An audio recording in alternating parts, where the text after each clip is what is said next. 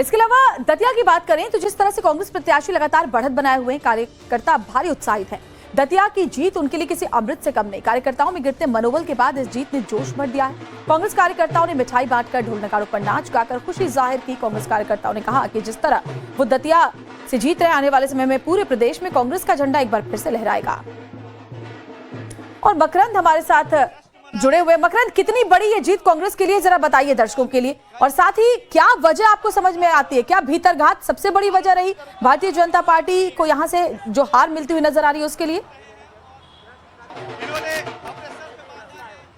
देखिए, जिस तरह से कांग्रेस के उम्मीदवार को बढ़त मिली है, उससे तो अंदाजा यही है कि एक तरह से जो भारतीय जनता पार्टी के उम्मीदवार थे उनको पसंद नहीं किया गया, यानी कि कांग्रेस की तरफ वोट ज्यादा गया, क्योंकि ये भी माना जा रहा था कि जो उम्मीदवार तीसरा उम्मीदवार जो खड़ा है दामोदर यादव, कहीं ना कहीं उसके वोट जो है वो कांग्रेस के ही वोट थे जो कटे हैं, यानी कि ये बढ़त और ज्यादा हो सकती थी अगर वो उम्मीदवार खड़ा ना होता। कांग्रेस आरोप लगा रही कि वो बीजेपी की बी टीम थी। अब अगर इस पूरे समीकरण को देखा जाए तो वहां पर नरोत्तम मिश्रा एक बहुत बड़ा फैक्टर थे। नरोत्तम मिश्रा एक लंबे समय से कद्दावर नेता के तौर पर वहां स्थापित नेता थे, लंबे समय से जीत रहे थे। देखा जाए तो वहां पर जो पूरा चुनाव है वो 3 समीकरणों पर आधारित है। पहला समीकरण है कुशवाहा वोट, 34,000 के आसपास कुशवाहा है, उसके बाद ब्राह्मण आते हैं और उसके बाद जाटव आते हैं। तो ये वहां का मूल समीकरण है।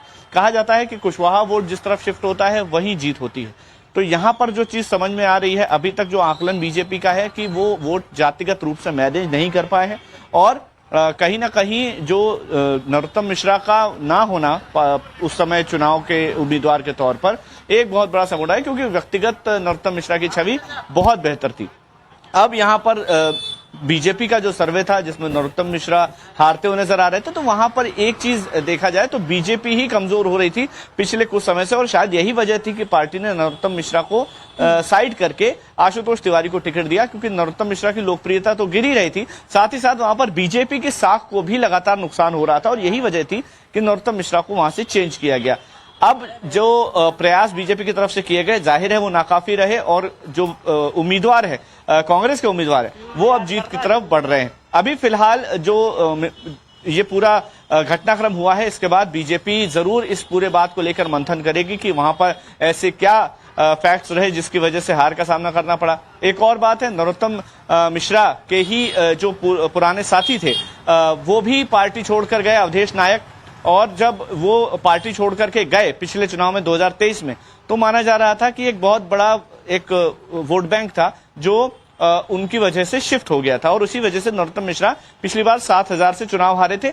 उसका भी कमबैक बीजेपी में नहीं हो पाया है, यानी कि बीजेपी ने एक बहुत बड़ा बेस जो है वो लूज किया है। अब इसको नरोत्तम मिश्रा का चुनाव न लड़ना माने, या फिर नरोत्तम मिश्रा की घटती लोकप्रियता माने, या फिर बीजेपी की घटती लोकप्रियता माने, ये चुनाव के हार का कारण अभी तक समझ में आया है। हाँ, ये जरूर है कि बीजेपी के कई नेता दबी जुबान में ये भी कह रहे हैं कि ईवीएम के दाग धुल जाएंगे इससे, लेकिन फिलहाल बीजेपी को हार का सामना यहाँ पर करना पड़ रहा है। केवल यहाँ नहीं बल्कि बाकी जगहों पर भी, जो दूसरी सीट है बिहार की, वहां पर भी कहीं ना कहीं बीजेपी को नुकसान हुआ है। ऐसे में हाईकमान का कहना है, बीजेपी के वरिष्ठ नेताओं का कहना है, जोर पकड़ा मकरंद, जिसका असर भी इसको एक तरह से देखा इस पर जा सकता है। अगर हम बात करें तो देखा राम मंदिर में चंदा चोरी का मामला हो, या फिर नीट पेपर लीक को लेकर के जिस तरह से प्रोटेस्ट देश भर में देखने को मिला, मध्य प्रदेश भी उससे अछूता नहीं रहा। इसके अलावा मध्य प्रदेश में भी कई ऐसे मुद्दे उठे जिसे विपक्ष ने पुरजोर तरीके से उठाया। हो सकता है इसका भी एक असर जरूर भारतीय जनता पार्टी के लिए कम से कम आज का दिन जो अच्छा नहीं है वो लेकर आया है। देखिए, दतिया जो सीट है वहां पर उपचुनाव हो रहा है, और उस उपचुनाव में अमूमन देखा जाता है कि जो जनता है वहां पर बहुत कम ऐसा होता है कि उपचुनाव में कोई सरकार जो सत्ता में है वो पार्टी हार जाए, लेकिन यहाँ पर फैक्ट्स जो हैं वो कई सारे मायने रखते हैं। खासतौर पर लोकल जो जातिगत समीकरण है वो बेहद महत्वपूर्ण है। दतिया जो स्थान है वो बहुत विश्व प्रसिद्ध है पीताम्बरा माई के लिए, और वहां पर जो जनता है वहां के ऑलमोस्ट वो स्थानीय मुद्दों को लेकर ही अमूमन वोट करती है। ये बात जरूर है कि कुछ ना कुछ परसेंटेज इसका रहा होगा, चाहे वो जो दिल्ली में आंदोलन हुआ उसकी बात हो, चाहे राम मंदिर में चोरी का मुद्दा हो, इस तरह के मामलों को लेकर कांग्रेस लगातार जनता के बीच जा रही थी, लेकिन जो बीजेपी को जिस तरह से डैमेज हुआ है वो स्थानीय मुद्दों को लेकर के ज्यादा डैमेज हुआ है बनिस्बत इस तरह के मुद्दों के, क्योंकि जो बाहरी का मुद्दा था, एक जो आशुतोष तिवारी जो है वो मूलतः दतिया के नहीं है, बाहर दूसरी विधानसभा से आते हैं, एक वो मुद्दा था। जबकि जो वहां पर कांग्रेस के उम्मीदवार है घनश्याम सिंह, वो ठेठ लोकल व्यक्ति हैं, हालांकि वो भी सेंधवा सीट से चुनाव लड़ते हैं, लेकिन रहने वाले वो दतिया के हैं, राजघराने परिवार के हैं, और उनकी छवि वहां पर व्यापारिक लॉबी में भी और साथ ही साथ आम जनता में भी काफी सौम्य छवि उनकी है। वो राजा होते हुए भी उनकी छवि काफी सौम्य है। तो ऐसे में वहां पर जो समीकरण बैठे हैं वो मूल समीकरण यही है कि स्थानीय मुद्दों को लेकर ही ये चुनाव हुआ। पिछली बार भी जैसा मैंने बताया कि बहुत ज्यादा मार्जिन कभी चुनाव में नहीं रहा, 2000, 3000, 4000 इसी तरह के मार्जिन से जीत हार हुई है।